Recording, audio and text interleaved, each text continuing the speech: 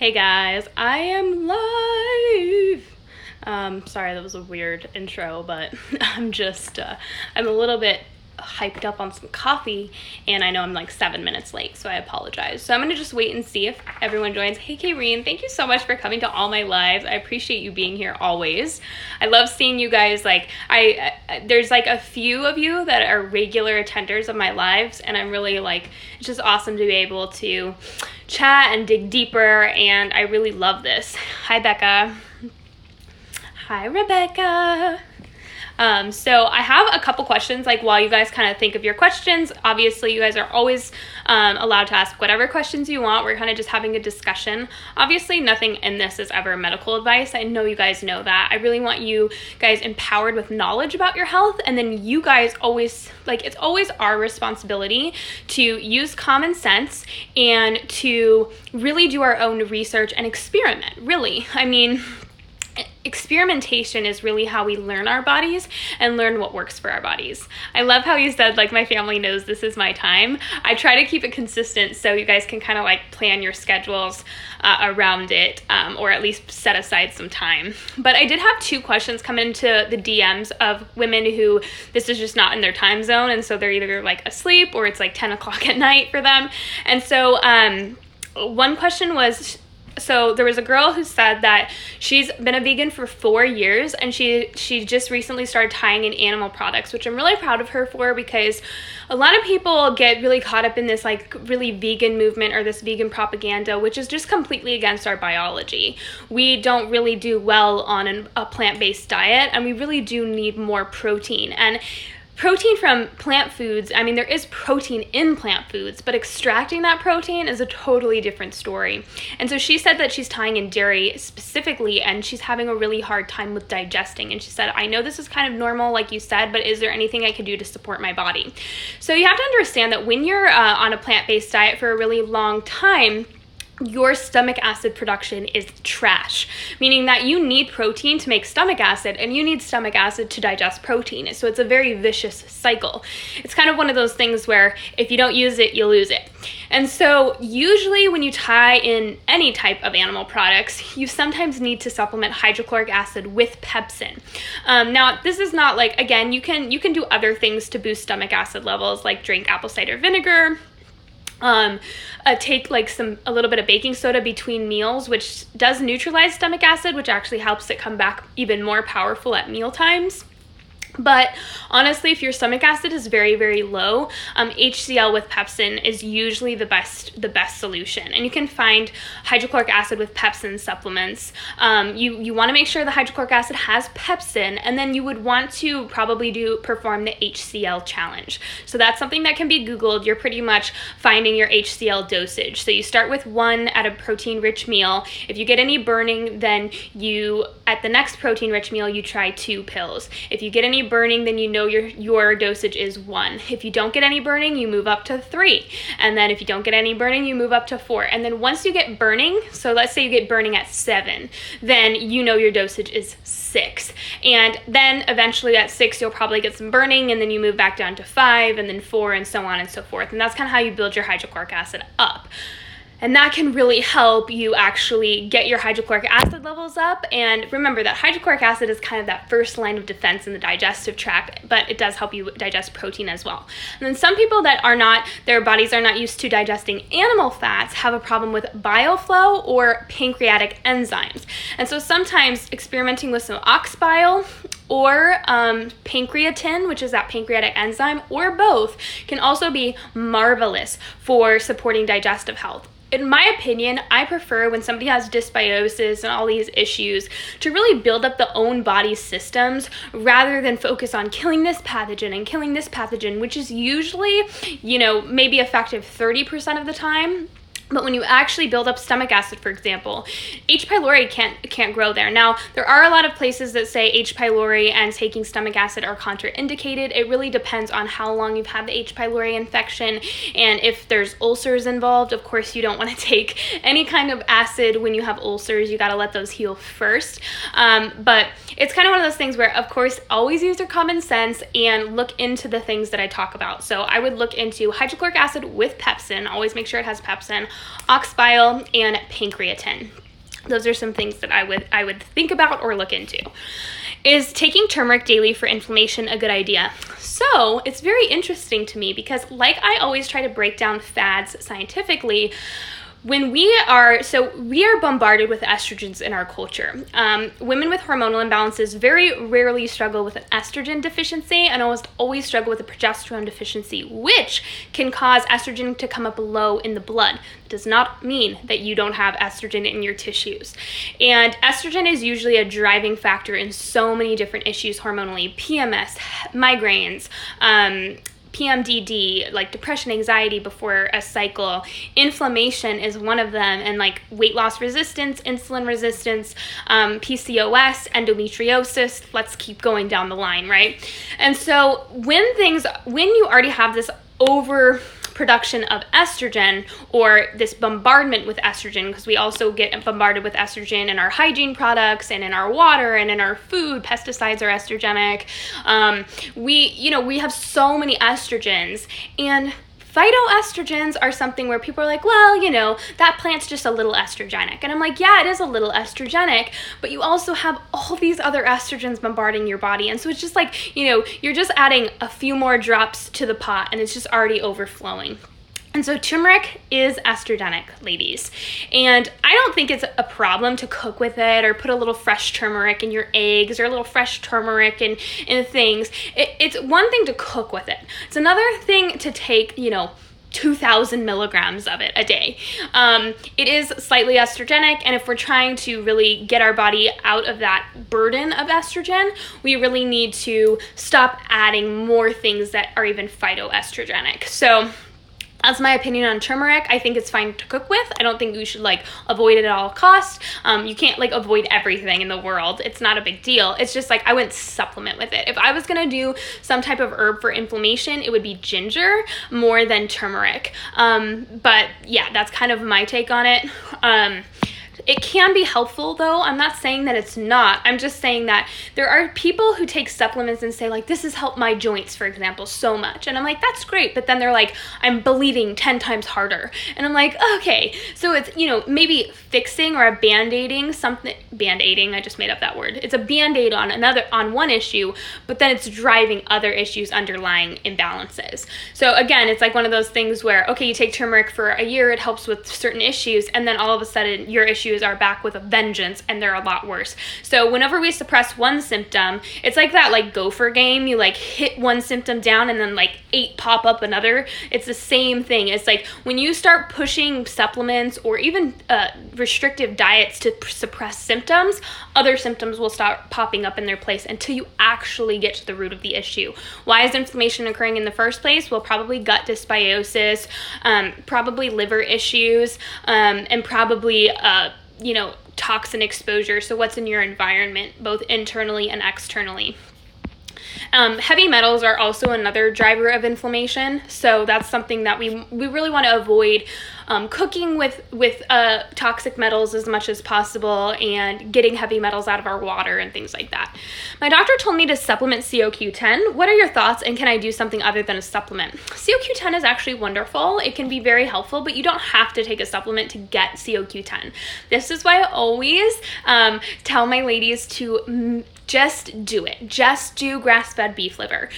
Stop bitching and moaning about it and just do it. You can choke it down once a week, or you can make your own capsules just by cutting a beef liver into small chunks, freezing it on a cookie sheet, and then swallowing it like a pill. You do want to keep it frozen for 14 days to kill any things that could be in it, like bacteria or parasites or anything like that. But fresh liver is so much better than desiccated liver. However, if you can't do the fresh liver, you can't handle liver, then do desiccated liver. It's better than nothing. But yes, CoQ10 can be found in grass-fed beef liver in high amounts. So it's kind of one of those things where I always recommend getting things from your food if possible. Taking the supplement can always be, I guess,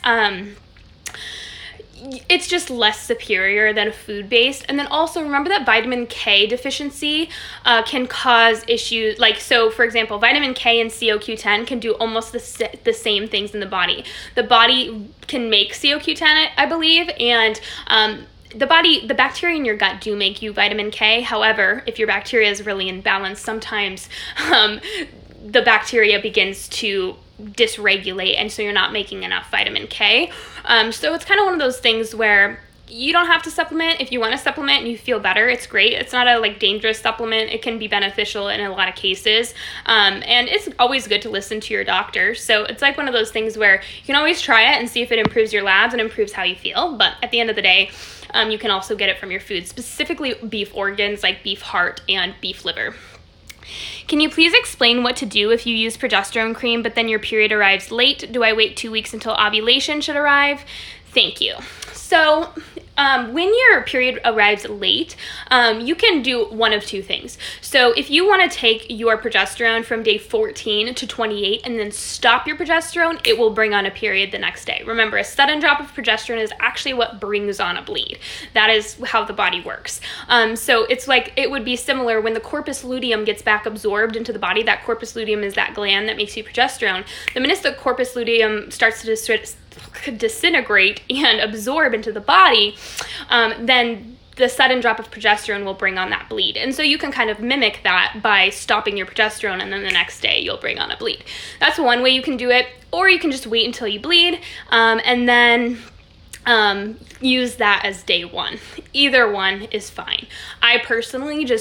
I love to be on progesterone as long as I possibly can, and I let my body start her period. I let myself start my period whenever my body kind of wants to. Sometimes that means that I do have a little bit less, I don't want to say less regular, because I know when I ovulate, I know when my cycle is, but sometimes the progesterone will push my period 2 days later, so I don't really stress about it. I prefer to be on progesterone as long as possible, and so I will kind of just let my body start a period whenever it desires. But if you are you really want to have that consistent every 28-day period, then you stop on that day 27 or 28, let that progesterone drop, and then that will bring on a bleed.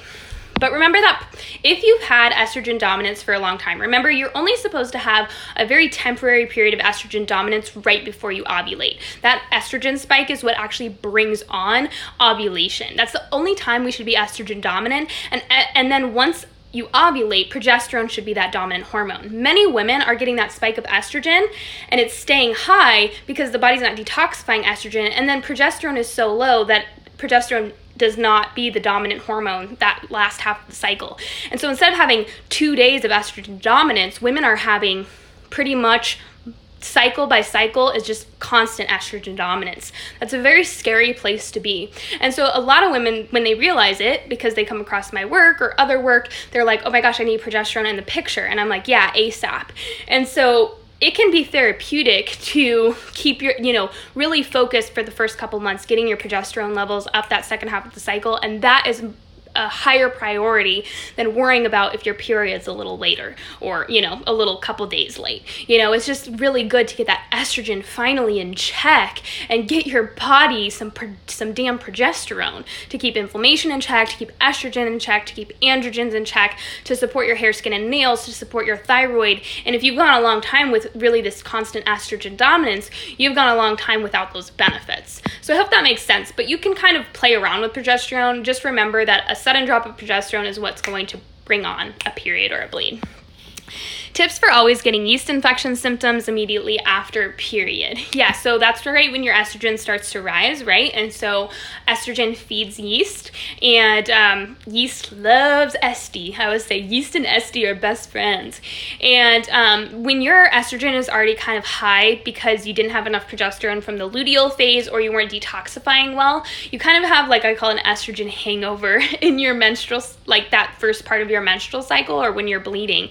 And then at that kind of day 6 or 7, your estrogen really starts to rise to have that tallest estrogen peak 2 days before you ovulate, because estrogen is what tells your brain hey, we're ready to ovulate. The brain or pituitary gland sends out luteinizing hormone, and then luteinizing hormone actually stimulates that egg to drop. And so everything's kind of synchronized. But when women have constantly high estrogen and they don't have progesterone to keep things in check, that time when estrogen is at its highest, which is pretty much the end of the period and leading up until ovulation, that's when you're going to have your highest levels of estrogen. Well, hopefully, you will get pretty much estrogen dominant symptoms. You'll get moody, angry, you might have ovulation pains, cramping, a little bit of spotting around ovulation, or you'll get yeast infections, you can get bacterial infections, you can get herpes. So it's kind of one of those things where don't forget that the time before your ovulation is the time when estrogen is at its very highest. The problem is when you actually, like, a lot of people focus so much on the luteal phase, myself included, because in the luteal phase, you do need to make sure you're detoxifying hormones properly, because you don't just have estrogen in the picture, you also have progesterone and testosterone, which is triple whammy for the liver to have to work through all these hormones. And so that's why the luteal phase can lead to a lot of like estrogen dominance like symptoms when you don't have enough progesterone, or you have too much estrogen and progesterone and testosterone in the picture. But don't underestimate the power of that pre-ovulation estrogen spike, which is when your estrogen is going to be at its very highest.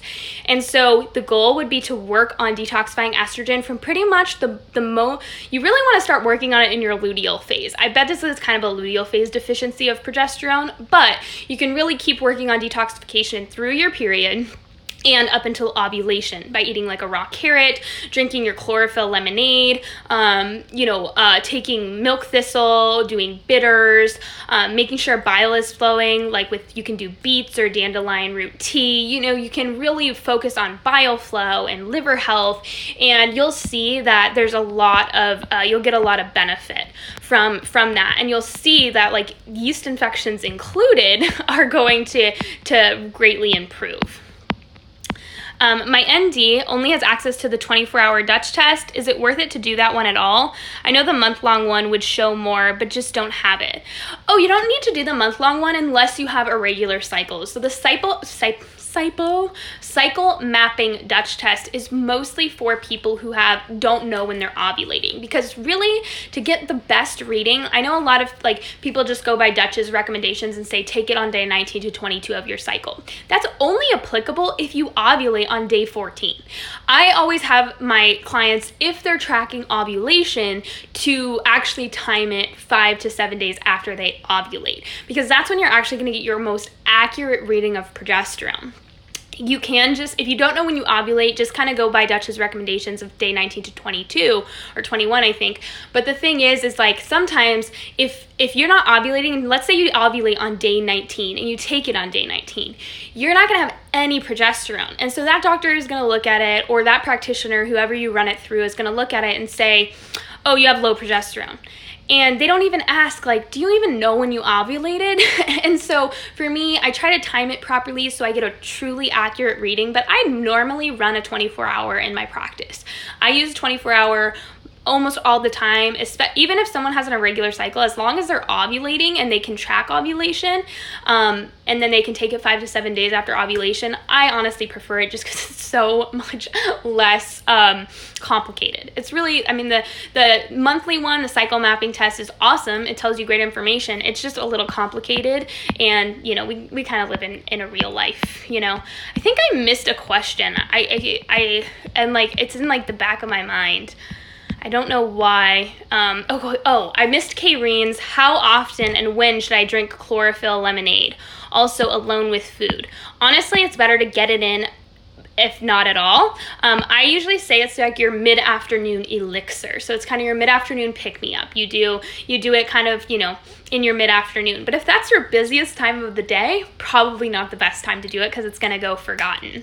So at that point, maybe make it your mid-morning elixir, or maybe make it something you drink right before you have lunch, or make it your morning, right when you wake up elixir. It's better to get it in and make it a habit than not get it at all. Sorry, I just knew I missed one. What do you think of fecal transplants to treat SIBO? So fecal transplants work really well for large intestine issues, like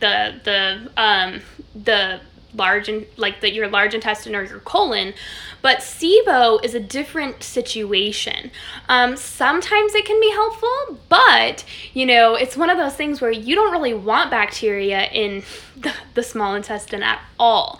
So if you're introducing bacteria into the large intestine, you're still allowing that to crawl into the small intestine. And even if it's beneficial, that's probably not going to relieve a lot of your symptoms. I honestly think that antibiotics are more worth it when it comes to SIBO than anything else. Remember that Xifaxan, so Xifaxan only works for 30% of people, and I'm going to tell you why. Because Xifaxan is reliant upon bile flow to function. That is that antibiotic that stays only localized in the intestine. It's not a systemic one. It's the one that most doctors will prescribe for IBS or SIBO. And it relies upon bile to be flowing properly, to really have a good effect. And most people with small intestinal bacterial overgrowth do not have bile flow. And so it's that, to me, in my opinion, it's why Xifaxan does not work properly for most people. So I think that it's really important to be doing if you get Xifaxan prescribed for you when you have SIBO, to also be taking something that's going to really promote bile flow, whether that's ox bile, doing beets, you're drinking dandelion root tea every day, doing bitters. You got to make sure the bile's flowing, and it makes it a lot more effective.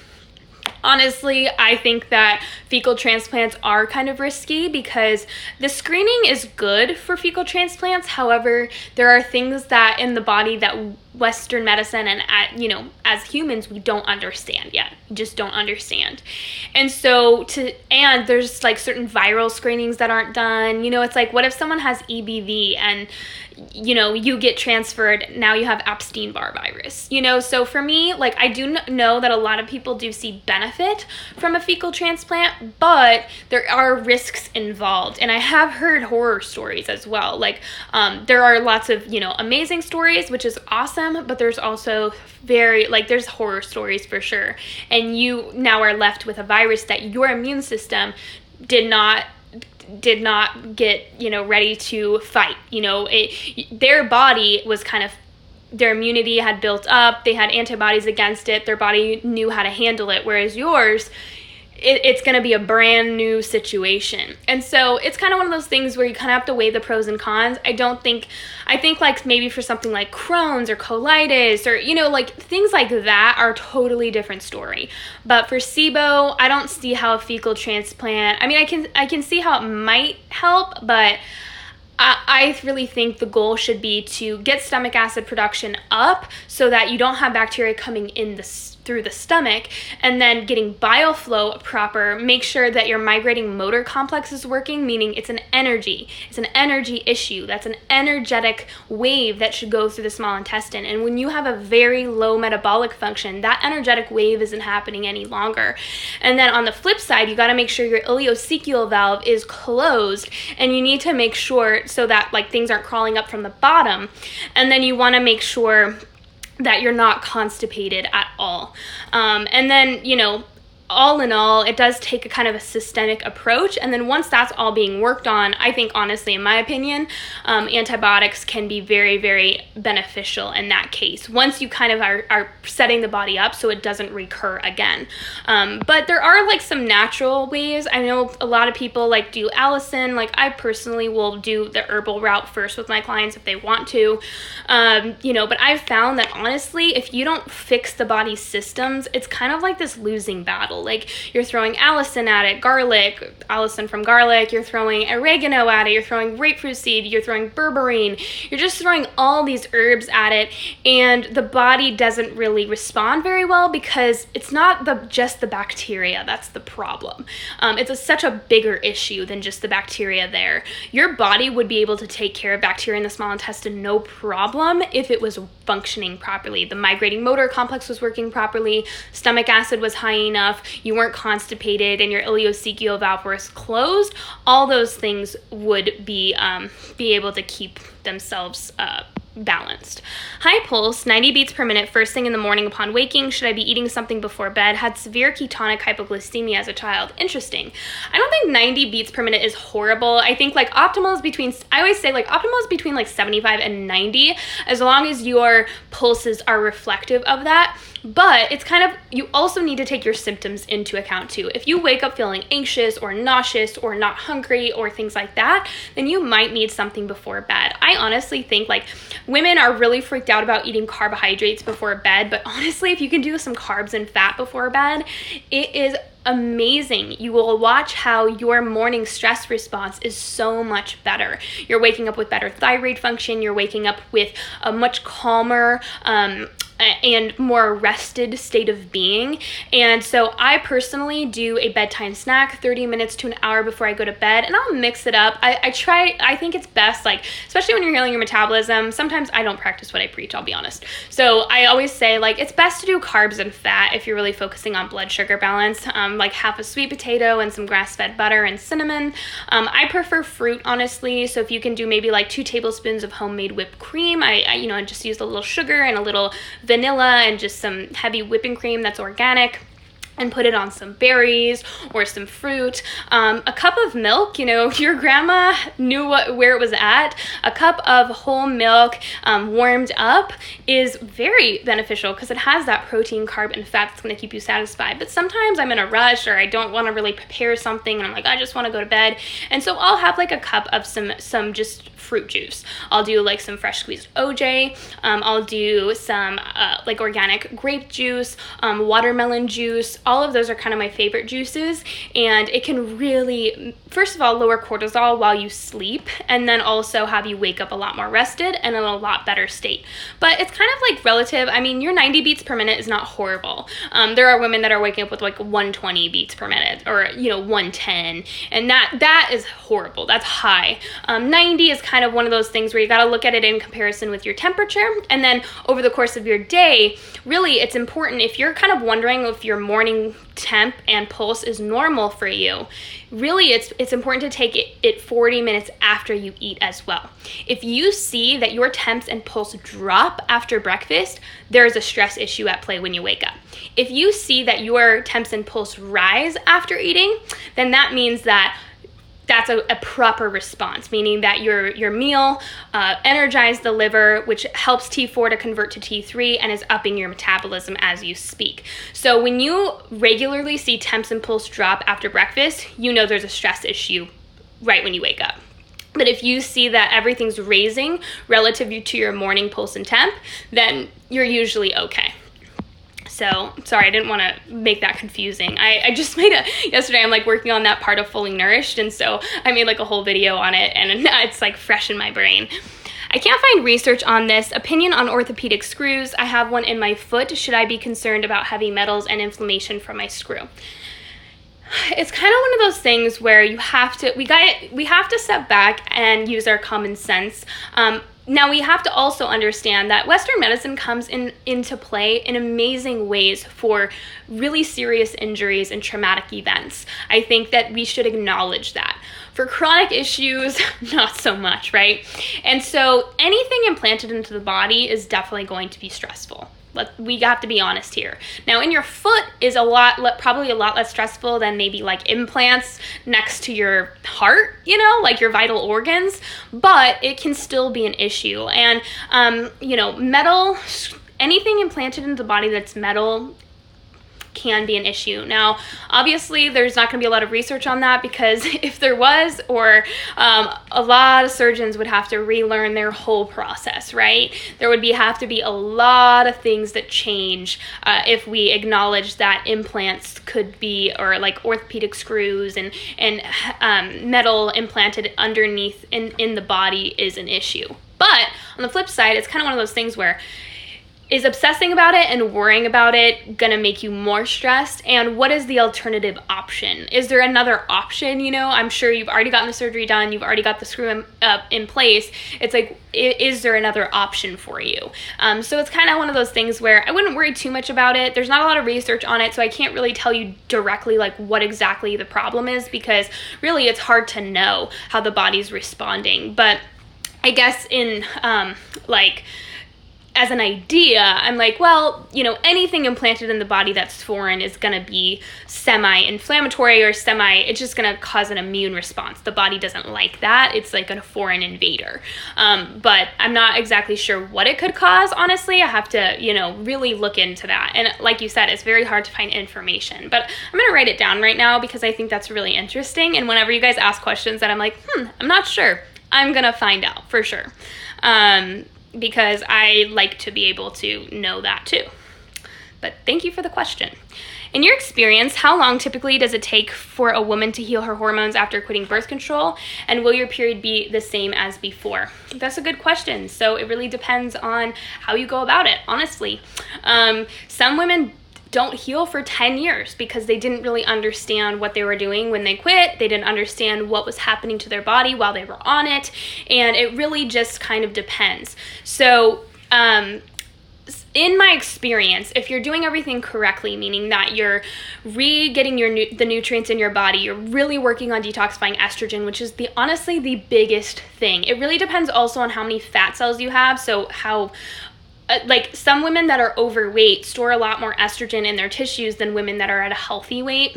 And then it also depends on genetics, honestly. So some women are very, like, their genetic expression, meaning that their family has diabetes running in the family, for example. And birth control usually really affects their blood sugar, their insulin resistance, their cells are inflamed. Whereas there's people that have, like, really bad gut issues that run in the family. Oh, and birth control really affects that girl's gut and bioflow and liver. So it's kind of like you have to know what your genetic tendencies are. And then you also have to go about doing things in the right way, really focusing on detoxification the first 3 months, really focusing on getting nutrients into your diet, really focusing on rest and sunlight and sleep, and then eating well, eating frequently. It also really depends on if you were sick before. So some women go on birth control simply for birth control, and they usually have and they're really healthy beforehand, and so they usually have a easier time getting off the pill. But a lot of women that go on birth control for symptom suppression, like acne, or let's say they had really painful, heavy periods, you already had an estrogen issue. And then you just took synthetic estrogens for 5 years and shut off your progesterone production, so you had nothing to balance the estrogen out. Just know that there was a fire burning underneath, and it got a million times worse while you were on birth control. And so now you have to pick up the pieces of not just your health was imbalanced before, but now it's even more imbalanced. So it's not something to scare people. I want you to just be empowered with information, but it can take like 3 to 6 months to resume ovulation. And so you really need to be responsible to track ovulation and notice when you are going to resume ovulation. If you don't resume ovulation after that 6-month mark, there's something going on. There needs to be a thyroid check done. I would check like stress hormones. Honestly, if it were me and going off birth control, like if I could do it again, because obviously when I went off birth control, shit hit the fan for me and I was like, sick for years. I would have 6 months after, I would have taken a Dutch test so I can see where my stress hormones are at and where all my hormones are at, estrogen, progesterone, everything. And then I would do a full thyroid panel. That's where I would have started. And that's what I would pretty much do if I suspected I had imbalanced hormones regardless. I would do a Dutch test and I would do a full thyroid panel. And I think that if things aren't going back to normal, if you're still having really painful, heavy periods, or you're having really symptomatic cycles, or you're not going back to ovulating at all at that 3 to 6 month mark, then it's good to just dig in and get to the bottom of what's going on. But some women, I'll be honest, they just resume ovulating and they're great. They go back to making enough progesterone, they're fertile, their gut issues are fine, they're fine. And so you don't know, you could be that person, or you could be the person that has the worst possible symptoms like myself, or you could be somewhere in the middle. It's just good to be aware and just keep an eye on your body. Listen to your body, honor your body. The first 6 months are the roughest though, for sure. And if you had skin issues before birth control, that's usually like around that 6 month mark. That's when they get to their very worst. And then they start to if things are starting to balance out, they'll start to reside. But if things aren't balancing out, then they'll continue. And so you just want to focus on the basics, lowering stress, giving your body all the things that it needs, and paying attention. Do you know how much carbs you can handle? For me, like, I just eat carbs because I know, like, I really follow my stress response. So for me, if I'm feeling stressed out, if I'm getting a hair loss, if I'm getting really bad anxiety, or I'm feeling really irritable, I know that probably not eating enough carbs. I think for me, like, I can tolerate probably in the 250 to 300 grams a day. But for me, like, I don't just say like, oh, I tolerate 300, I'm gonna eat 300. I just make sure to get a really good source of carbohydrate at every single meal. If I get really hungry really quickly after that meal, then I know maybe I didn't eat enough, or I didn't eat enough protein and fat. So this is why with food, it's really important to be educated about your food, right? It's really important to know what a protein, a carb, and a fat is. It's really important to know what your body's signs and signals are telling you, which is why when like people DM me and they're like, tell me some things I can eat, I'm like, it's just not, it is that simple, but at the same time, it's not. Like, if you truly want to learn to tune into your body and be very intuitive with your food and your carbohydrate intake, you need to really learn what carbs are healthier and what carbs are not, what carbs are maybe going to affect your body and what are not. Fruit tends to promote blood sugar balance, and even some fruit juices when combined with protein, carb, and fat, whereas starches, specifically grain starches, are definitely going to promote more fat gain. They're just a little bit more fattening. They're just a little bit more weight promoting if you can't tolerate them.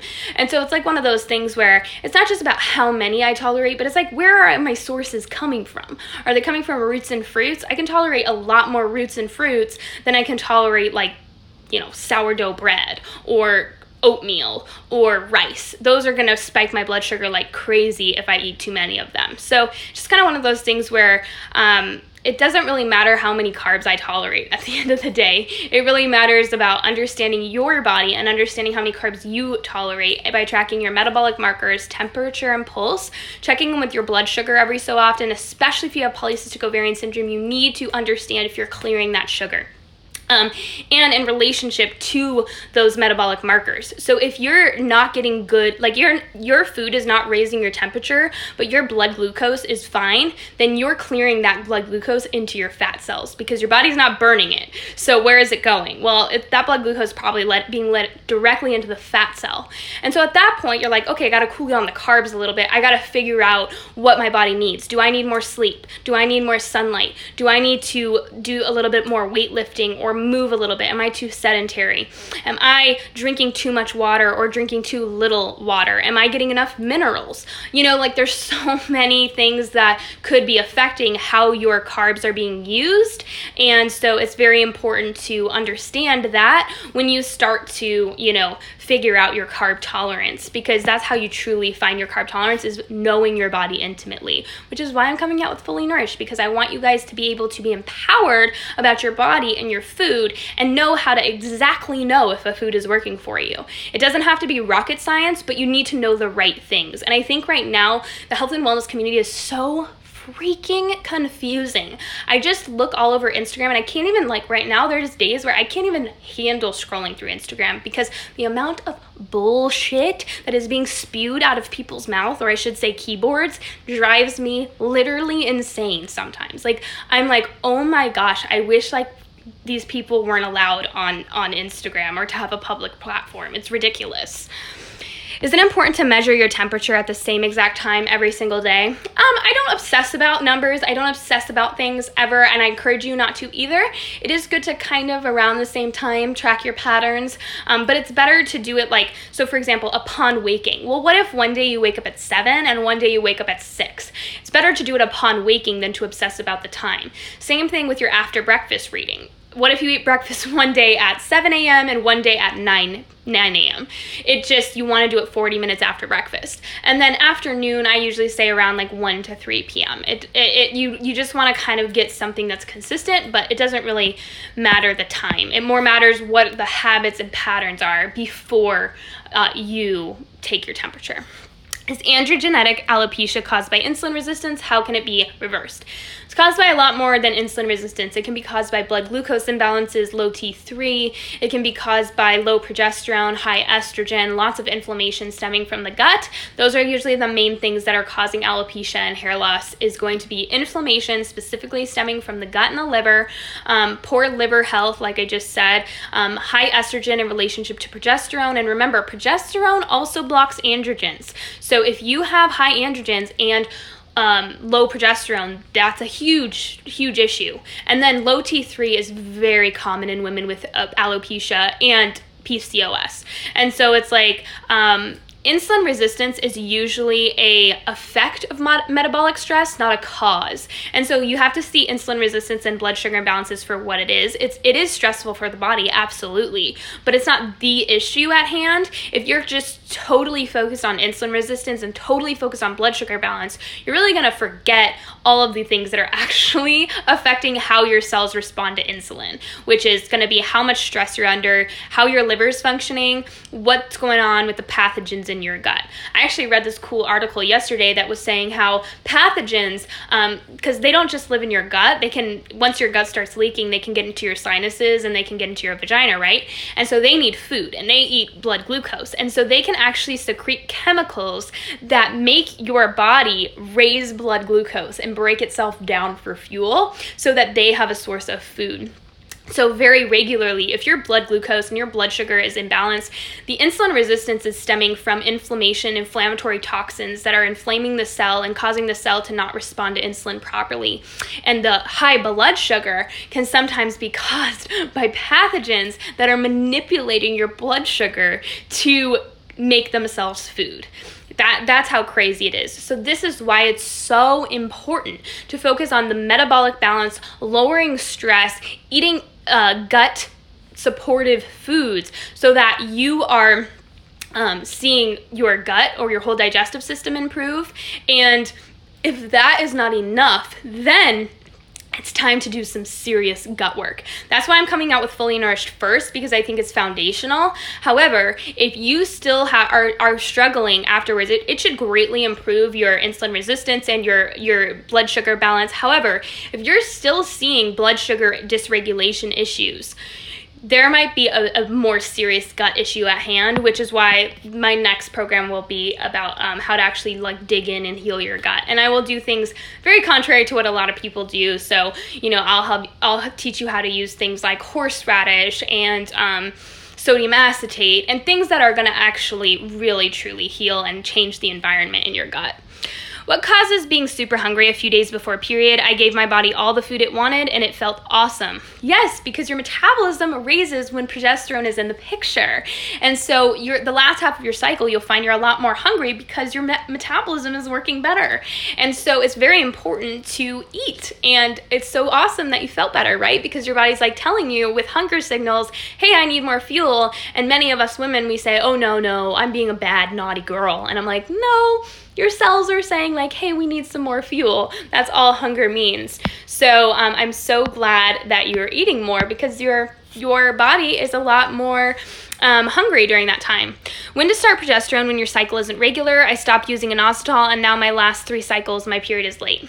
Well, if inositol was helping you regulate your cycles, it's probably a good idea to take it. But you always want to go back to your day 1. So when was your last day 1? Have you ovulated since? That is kind of when your period should be. So let's say your last day 1 was 28 days ago. Well, just pretend that today is the new day 1 and you start day 14 to 28. So even if you don't have a regular cycle, you really mimic a regular cycle. And remember, progesterone comes into the picture day 14 to 28, or from the day you ovulate up until menstruation. I quit the pill. I have PCOS symptoms like facial hair, weight gain, cyst, and IDK. How to start with the supplements. Yeah, so, that is kind of what they, I guess, would term like post-pill PCOS, because the pill, the synthetic hormones in the pill are both very estrogenic and androgenic, or testosterone-like, and very low progesterone.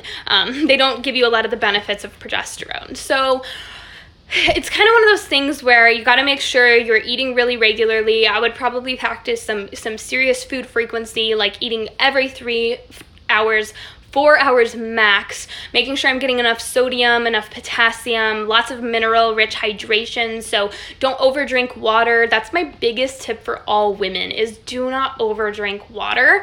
You want to drink when you are thirsty and get most of your hydration from vitamin and mineral-rich sources like bone broth and coconut water, and OJ, and even milk if you can tolerate it, because those are going to actually provide you hydration with the minerals needed to actually support proper cellular hydration. For, PCOS symptoms, the biggest thing is blood sugar balance. So getting blood sugar under control and getting progesterone levels up. So when you're quitting the pill, the first thing that needs to be made sure of is you're getting back to ovulating, because the only thing powerful enough to get rid of those androgenic and estrogenic symptoms is making progesterone. And we only make progesterone when we ovulate. And so that's why after the pill, you want to really make sure you're going back to ovulating. And if not, then that's the goal, because the goal is to eventually have enough progesterone to balance out estrogen and have progesterone be that dominant hormone in that last half of your cycle. Now, a lot of women on the pill, especially if it's long-term pill use, do develop low T3 because of the liver depletion that happens on the pill. The pill is very stressful on the liver, and that's where that inactive thyroid hormone gets converted into active thyroid hormone, T3. That can cause more stress, that can cause higher cortisol, that can cause higher adrenaline, that can cause higher prolactin, which are all stress hormones. And so it's super important post-pill. I think it should be mandatory to get a full thyroid panel done and a Dutch test done if you truly want to know what's going on. But you do have to wait until you resume ovulation, or your hormones on that test will be ridiculously imbalanced and out of control. So it's best to 3 months to 6 months to wait until you get a test done. FYI, hysterectomy was sudden. Did you ask a question about hysterectomy? I'm kind of looking. FYI, hysterectomy was sudden due to complications with sterilization procedure, so didn't have a lot of time for research or to prepare. Yeah, unfortunately, when you get a hysterectomy, in my opinion, if I got a hysterectomy, I would probably supplement progesterone for the rest of my life, because estrogen can be made by other tissues and we get exposed to a lot in our environment, but progesterone is only made in the ovaries and a little bit in the adrenal glands, but not enough to make a difference. And so to me, progesterone is one of those things that's so damn important. And if your ovaries are gone, it probably would be a good idea, protective wise, to take progesterone, as well as, it would help you to not rapidly age or have a lot of menopausal symptoms that come with, a surgical menopause, which is kind of what I consider a hysterectomy to be. Should I wait to supplement with progesterone after I ovulate? I don't regularly ovulate. That's kind of up to you. For me personally, when I wasn't ovulating regularly, I just thought, progesterone is more important. So, I would just take progesterone from 14 to 28. Usually getting progesterone in the picture stimulates thyroid function, which helps. Remember that it's very difficult for your ovaries to make progesterone and to ovulate without proper thyroid function. And it's this vicious cycle where low progesterone really damages thyroid function. And so it's what do we do first, right? And I think that putting a little progesterone in the picture can be very beneficial for the body in multiple ways, because you can actually get your thyroid working better, which actually gets you ovulating better. So many women see that 3 to 6 months of progesterone is all that they need, and then they can use it intermittently after that to keep their estrogen symptoms at bay, because they can get back to ovulating and making progesterone regularly and making enough. But until you're ovulating regularly, I think it's really important to be supplementing progesterone if you really want to get if you have estrogen dominant symptoms or inflammation symptoms or lots of issues. I just think it's better to not really wait until you ovulate, because that would mean you're not really taking progesterone as regularly as you would want to, and you will kind of want to mimic what your own body would create, which is progesterone from the day you ovulate up until you menstruate. And regardless of if you're ovulating or not, you want to mimic that with your bioidenticals. Do you have an opinion on the ParaPro Parasite Cleanse from Organic Olivia and how to limit Herc's reactions? I think her stuff probably has the regular parasite, like wormwood, clove, black walnut, which is pretty the normal when you're trying to do parasite cleanses. The thing is, you guys, is you have to understand that if you have low stomach acid, of course you have parasites, because they come on your food and your meat. They're everywhere. They're on vegetables. If you ever go out to eat, if you flush the toilet with the lid not closed, if you walk around with bare feet, there are parasites everywhere. And so it's one of those things where you do want to get parasites out, but you also have to ask yourself, Why do I have parasites in the first place? Because a healthy body should be able to fight those off themselves. So it's one of those things where I don't think you can do much harm killing parasites. Usually people feel a little better, but they will just return if you don't get to the root of the issue. And then you should never do a parasite or candida cleanse without a binder. If somebody's recommending that you do a parasite cleanse without a binder, or you're working with someone and they're not using a binder, ditch them like yesterday. They do not understand what needs to occur with some kind of gut cleanse. You need activated charcoal or like something similar like bentonite clay to really absorb what those dying parasites will give off. But at the end of the day, like, it's one of those things where I've seen so many people do like parasite cleanses and they've done like multiple, they're like convinced they have parasites, and we run a GI map and they don't have parasites. They have like serious yeast issues or dysbiosis or SIBO. So it's like one of those things where you can always try it, like what's wrong with that? And black wormwood and clove and black walnut, all those things are antifungal and antibacterial as well, so it's not going to do much harm, but you do want to take a binder to eliminate Herx reactions. And then I also honestly, like personally, I never do a parasite cleanse without regular coffee enemas and castor oil packs, because you want to make sure bile is flowing and you want to make sure that you're getting things out. And coffee enemas can actually be a very effective parasite killer. It's really interesting because there's so many people that like take all these parasite herbs and everything. They've done it a lot and they've never seen a parasite in their stool, but the minute that they do coffee enemas, it's just like worms, liver flukes, you know, just like a fun little petri dish of nice little buggers in there. So I think coffee enemas are a wonderful complement to a parasite cleanse, and they can really help with herxing, especially on the days where you feel like shit. You can really like, for me, like when I was on like gut protocols and things like that, I would immediately feel better both brain-wise, mood-wise, and just overall feeling when I would do a coffee enema. And I do one probably once a week just for maintenance, but there have been times when my gut was so bad that I did one every single day. Can a cavity be healed? If so, then how? I don't want to say a cavity can be healed. I think your enamel can be, and like your tooth health, you know, poor mouth health and oral health and tooth health usually has a lot to do with nutrient deficiencies, specifically minerals, and then also fat soluble vitamins like vitamin A, D, E, and K. But it really depends. Like, I don't think people should be like, oh, I'm trying to heal my cavity naturally, and it's like this really deep cavity that's going to turn into like a future root canal, you know? So it's like one of those things where you want to kind of like weigh. Like, I've had small, like, I guess I wouldn't say like they were like small cavities, but like almost cavities where they're kind of gonna be a cavity, and I would rinse with iodine or like put some iodine on the tooth, and it really kind of helped with that. And I never did like, my dentist never did say like, oh, there's a cavity there. Like you said, oh, there's a deep pocket there, but that's interesting, there's no cavity there. And so I was like, you know, like, oh, I got away with it. So, you know, it's like one of those things where I don't think you should be irresponsible with your teeth, because if things ever turn into a root canal, remember that root canals can become infected, and it can lead to systemic inflammation and systemic immune issues, and eventually like autoimmune issues and like chronic health conditions. So you really want to prevent having to ever get like a root canal or being really, I guess, irresponsible with your oral health. PCOS baby here. Doctor doesn't have a lot of support to provide. Just suggested I go back on the pill. I refused, so her next plan is Proverin. Should I ask about bioidentical progesterone instead? Hell yeah, don't take synthetic progestins.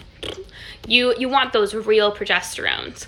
Honestly, in my opinion, ladies, like if you have PCOS, bioidentical progesterone is your absolute BFF. It's going to be your BFF. PCOS has a large estrogen issue at bay. Estrogen issues drive polycystic ovarian syndrome because estrogen is very damaging to the reproductive tissues. And even if your estrogen comes back in the normal range, remember your blood is a highway for hormones. It is not where they end up. Estrogen gets stored in your fat cells and your tissues. We also get exposed to so many estrogens in our environment, and if we've ever been on birth control, hello, xenoestrogens.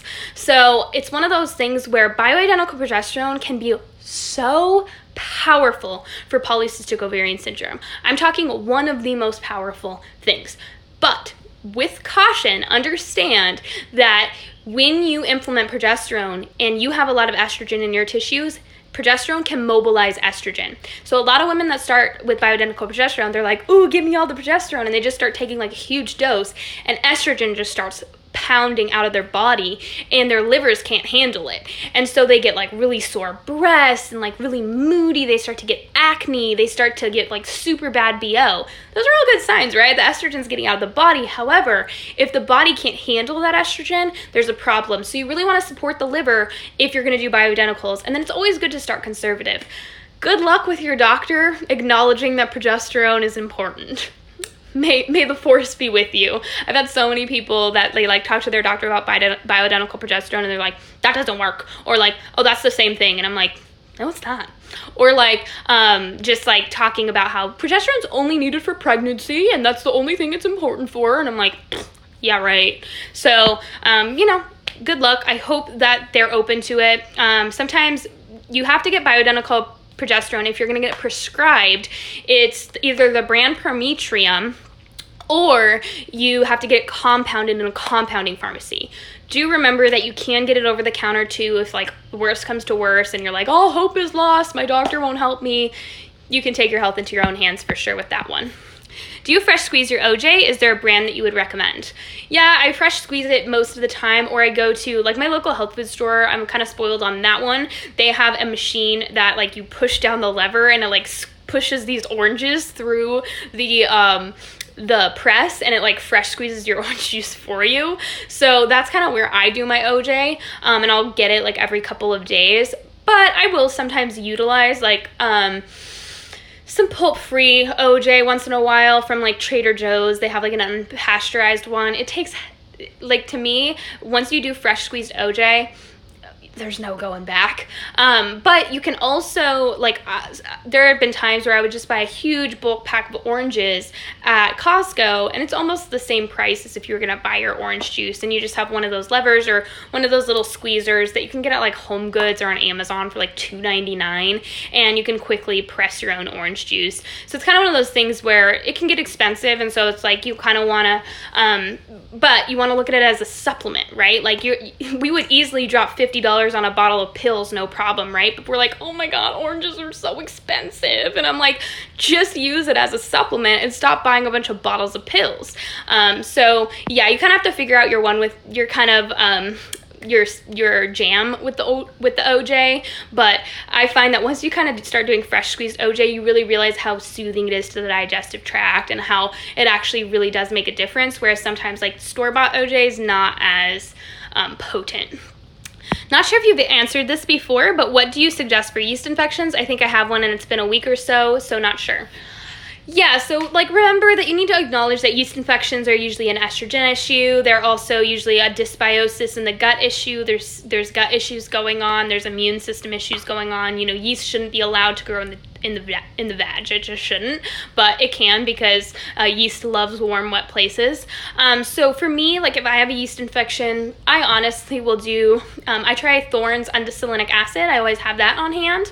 I usually take like 10 or 15. I don't take like, I think it recommends 5. I'll take a higher dose. But if you have gut issues and you take that dose, you might get serious die-off. You might feel like you're like dying because if you have yeast in your gut and you take a yeast blocker or a yeast killer, you might be like, oh my God, like I'm killing yeast, right? But it's kind of like one of those things where just maybe start conservative. And then I also will sometimes do the suppository by Vitanica. You can type it in on Amazon. Vitanica, I think it's called Yeast Assist, and it's actually like an herbal suppository that helps with yeast. That really helps as well. But yeah, it's kind of one of those things where if it doesn't get better, I'm not gonna suffer. I'm gonna go grab some diflucan at the doctor because I'm not afraid of over-the-counter antifungals once in a while. It's one thing if you systemically take them, but if you're just taking them once in a while, I don't see a problem with it. Thoughts on hyperinsulinemia? You know, it's like one of those things, if you have insulin imbalance issues, it a lot of times has to do with potassium, has to do with really stress, and then it also has to do with damage to the beta cells. Sometimes the beta cells in the pancreas are very sensitive to estrogen, and they're very sensitive to polyunsaturated fats, specifically the one in industrial seed oils like soybean, canola, safflower, sunflower, flax oil, like those types of seed oils. They can really damage those beta cells in the pancreas, which can really mess with insulin production. So I think that it has a root cause for sure, and there's a lot of issues at hand. I know you've mentioned this before, but what ox bile and HDL supplements do you recommend? Okay, so I'm gonna start on that question, Amanda, and then I lose a lot of hair when I comb my hair out. I think it's just breaking, not falling out, but do you have any recommendations to stop hair breakage? I want to answer these in the next live because Instagram's cutting me off. So I'm gonna go live in a second, and join me in a sec.